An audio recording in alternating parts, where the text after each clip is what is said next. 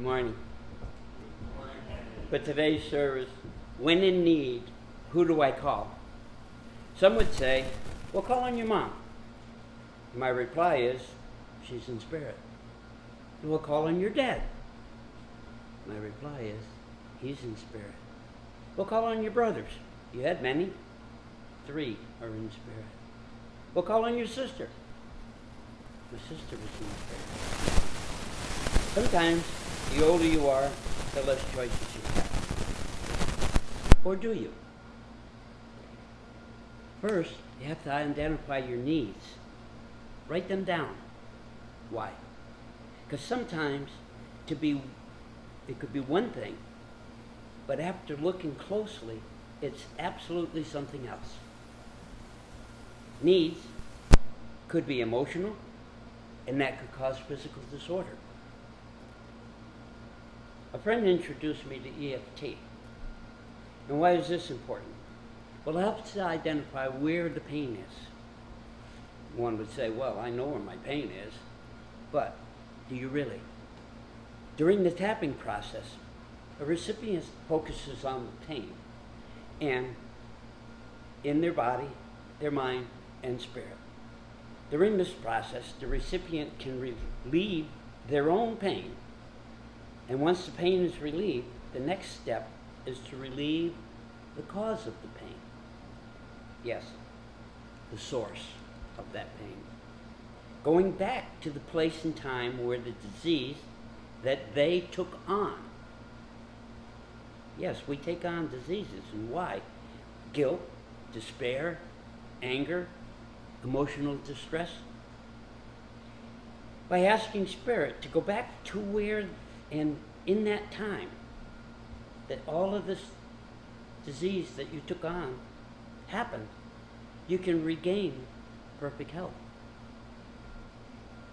When you come forward to receive a hands-on healing, you are asking for your needs to be met, whether it be body, mind, or spirit. Those needs you meet.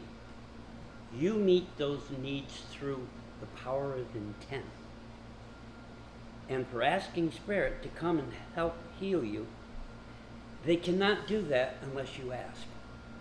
Therefore, you are asking Spirit to return you to perfect health, body, mind, and spirit. Now, who do we call? Well, depending on the needs that you have. If your mom was an all-loving, caring person and totally giving, and you need some friendly support at this time, then call on mom. But if you need help with cancer and you need medical attention, then don't call on mom. Call on a doctor in spirit who has the capability of securing your needs. Those in spirit can help you even though they are in spirit. They have the capabilities of being a doctor, and also in spirit they can do things that they cannot do in the physical. So therefore, when you call on them and ask them, the spirit that you call on may not be able to do it, but they can get someone who can. And therefore, they can perform surgeries in spirit to where you feel completely relieved and completely free of pain once it's completed. Sometimes the surgery is still necessary. So we call on the doctor who's going to do the surgery before the surgery happens. Work with the 3 doctors in spirit, if there's 3. Completely do the whole routine, removing the items that cannot be reached in the physical by the use of the doctors in spirit. And then when the doctor in physical goes in, it's like, oh, we'll just take this out and that's it. No other issues remain. So just because someone is in spirit doesn't mean that they're dead. They're more alive than some people here on the earth plane. My dad was a great man. He could fix anything.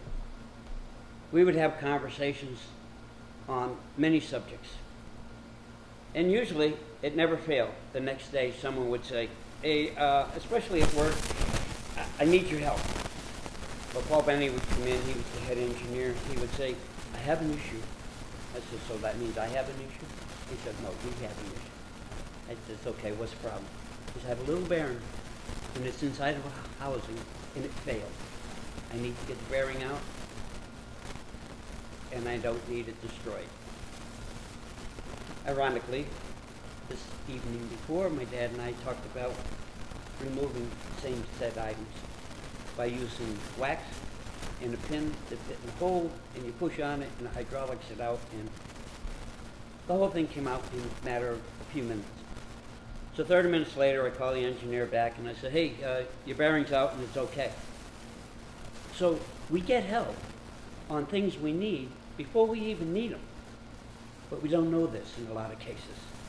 But that's why, as we go on, it may not be a blatant yes or a no when you ask someone in spirit to help you. But in the form of a guidance, I sense that I'm in the right direction. I sense, yes, this would be a good thing for me to do. Another time, Donnie Ashner came to me on a Monday morning and said, I need to pick your brain. I said, Donnie, after I stopped laughing, because it was a Monday morning, and I said I wouldn't expect too much. It's Monday. He explained that his dilemma, and we tossed over a few ideas between us, and he said, that'll work. I'll go draw it up. I'll bring you the material necessary and cut it. We'll have the grinders grind it and then send it out. And there was an issue with tolerances between ID and OD, and they couldn't hold them because they were only talking 1/10 tolerance. But they used the arbor we made, and it came in. So you never know, again, who is going to be there in your life giving you this information that you may never use for 10 years. And all of a sudden it shows up. So I need help just to look back on my history in life. I've been around for 3/4 of a century. 2 days, it'll be 3/4 of a century in 1 year. The things that I've done, the things that I've heard, the things that I've witnessed in situations that we all flash back to. And we recognize we're getting help all along. We just know now when and where we're going to use it. When you need help, think back. Who, what, when, where did I hear that I had the help I needed now? We are especially in a time of instant help. Internet, YouTube videos, and almost endless subjects. But YouTube cannot call in a spirit doctor to help you with the body, mind, and spirit. That is still up to us. That is up to us to keep a constant contact. Your needs can be met if you ask, with the help of those in spirit, with the specific skills you're looking for. A student came to class in search of relief from a herniated disc in her neck. She called on spirit and asked for healing. And when she finished with the class, she just kind of moved her neck and said, wow, that feels weird.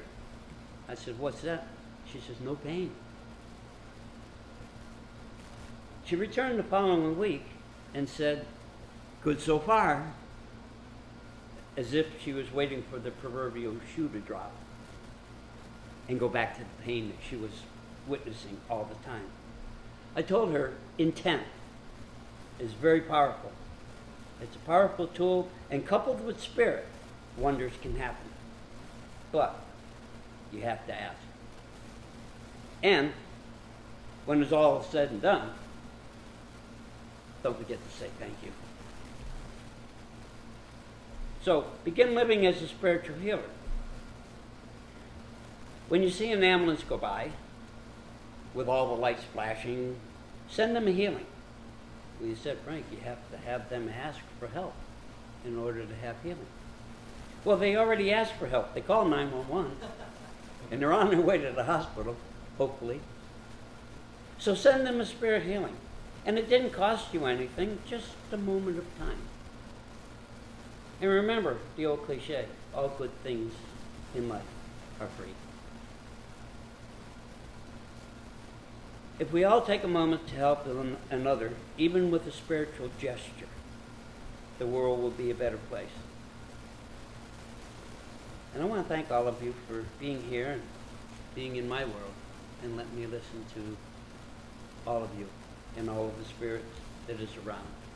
And I thank you.